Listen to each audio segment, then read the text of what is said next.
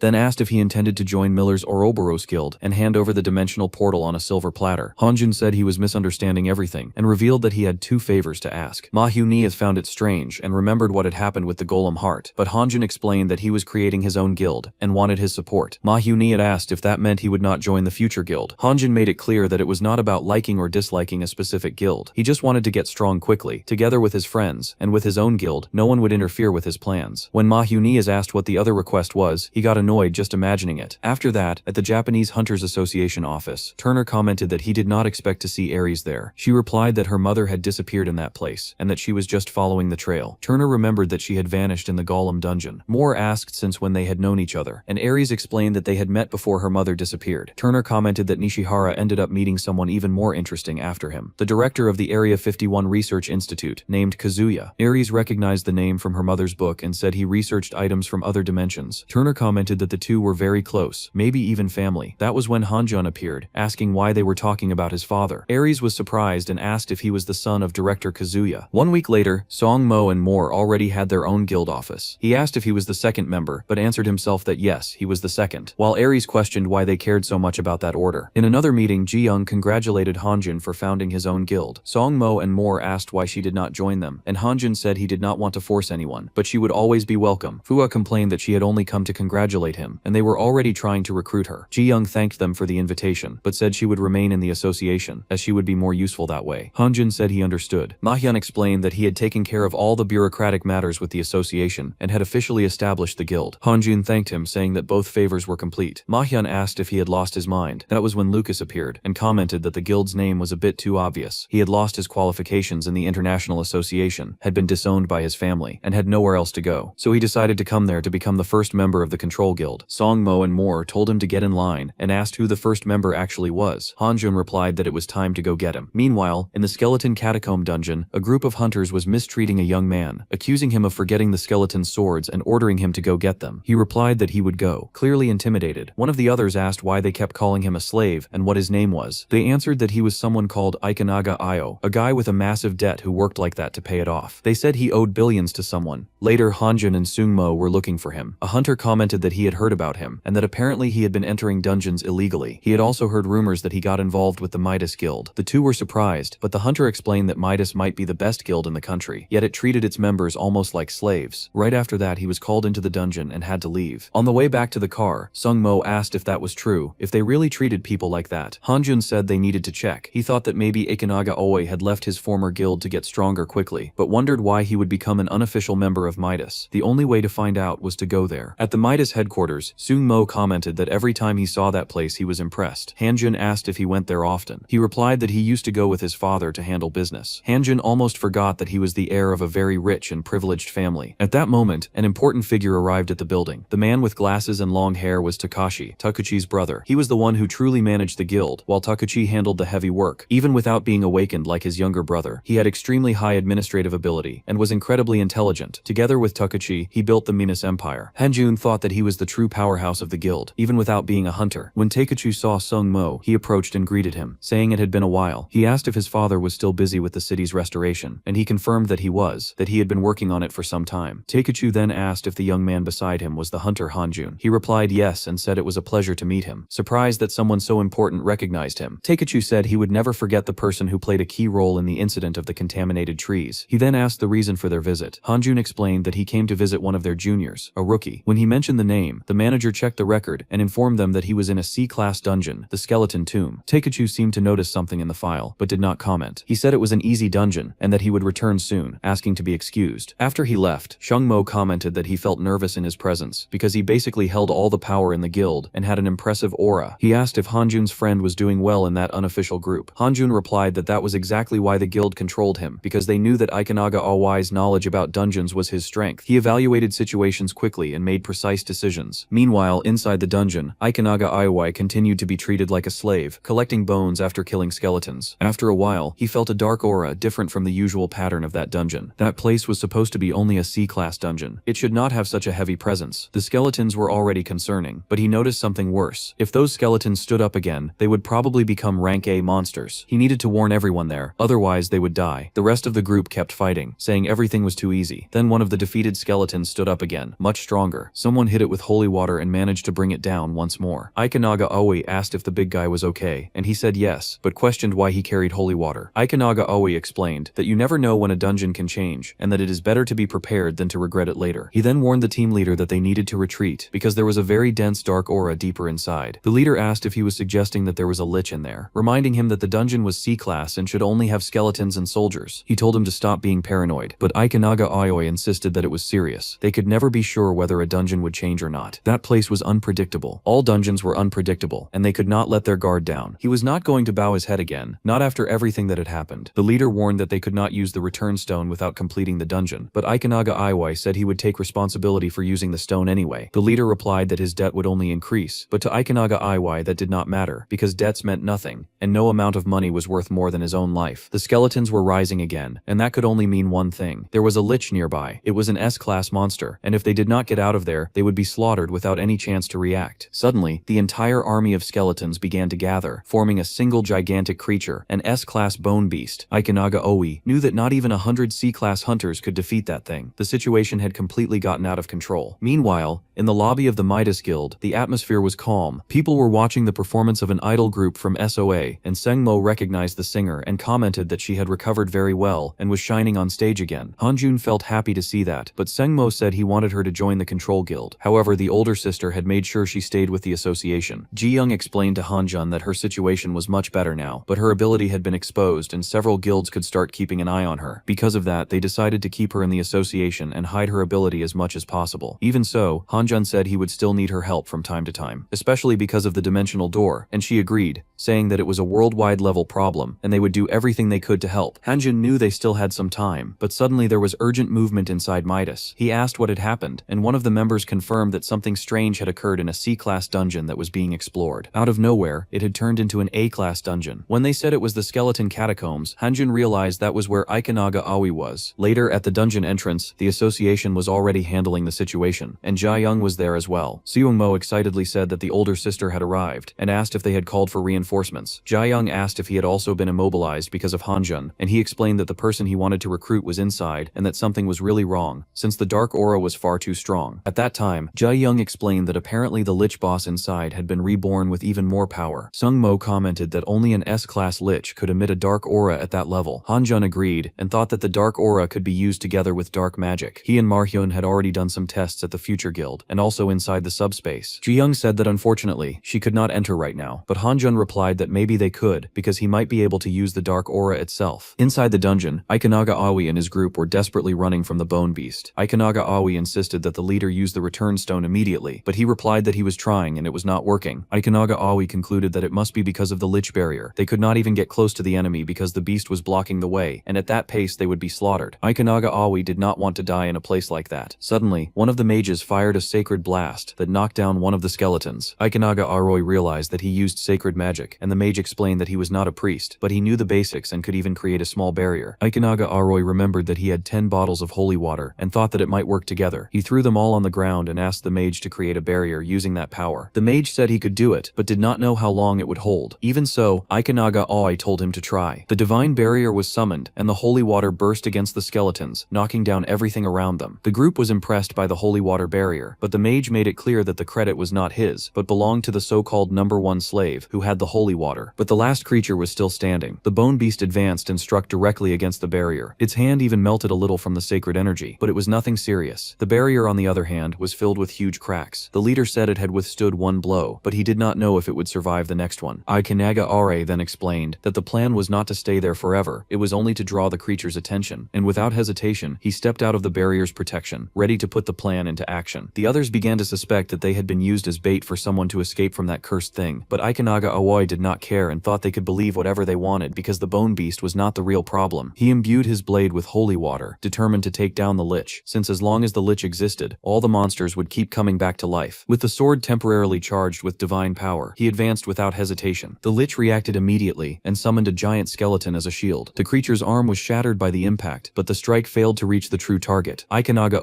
felt despair rising because that had been his last bottle of holy water. Just before he was crushed by the giant skeleton, a presence suddenly appeared. Hanjun, wrapped in divine power, smashed the skeleton with ease. Ikanaga was surprised and asked what he was doing there, but Hanjun simply said he would explain later. As he drew Khaleesi, he dodged the next attack and used the dragon sword flash, disintegrating the skeleton and nearly striking the lich. At the same time, an extremely powerful fire emerged from the depths of the cave and struck the bone beast, completely melting the creature, which this time could not regenerate. Ikanaga recognized that power immediately because there was only one fire capable of that: hellfire. He realized that the hunter Jae-young was there. The Matus members grew excited when they realized they would be saved by the association. Jae-young quickly eliminated the army of skeletons surrounding the barrier, but the team leader warned that the lich was still alive and it was not time to relax. The creature began to rebuild its giant skeleton as if it were nothing. That was when Hanjun said he had a special gift for someone as impatient as the lich. He opened the subspace and unleashed a rain of divine rapiers upon the enemy. Ikanaga was stunned and wondered where he had gotten so many sacred swords. The lich tried to flee in desperation, but the radiant energy of the blades reached it and completely disintegrated. After the battle, the association team began collecting the remains of the bone beast. Hanjun asked if his friend was alright, and Ikanaga confirmed that he was. Thanks to him, Ji-young reported that the other skeletons had already been eliminated and that the dungeon was complete. Hanjun thanked her for the help. Ikanaga was still confused, trying to understand when Hanjun had appeared there beside Ji-young and when they had become so close, and also wondering when he had become so strong. Even so, Hanjun told him to get up, reminding him that now he could finally fulfill his promise to pay for those drinks. Ikanaga replied that he wanted some good sake. Later, Takashi thanked Ji-young and Hanjun for their help in the dungeon. Ji-young explained that the association was investigating the anomalies that had occurred. Takashi said that was great, as expected from her, and she replied that all hunters were important and that they could not ignore an accident in a dungeon. After that, she left to prepare the report. Takashi then turned his attention to Hanjun and Ikanaga saying that they could finally address the main matter of the meeting. Ikanaga found it strange how respectfully Takashi was treating Hanjun, something that had not happened before. Hanjun got straight to the point and said that he wanted to recruit Ikanaga to his own guild, called Control. However, Takashi questioned whether he truly understood Ikanaga current situation. Hanjun replied that he did, and said he would pay off his debt. Ikanaga was confused by that, but Takashi revealed that there was a rumor that he had sold information about the golem heart for 20 billion. Ikanaga was shocked when he heard that amount, and Hanjun realized that even the Empire already knew about it. Takashi stated that unfortunately that was not possible. Even so, Hanjun made it clear that he did not want his friend to be treated like a slave, but Takashi said he valued the hunter Ikanaga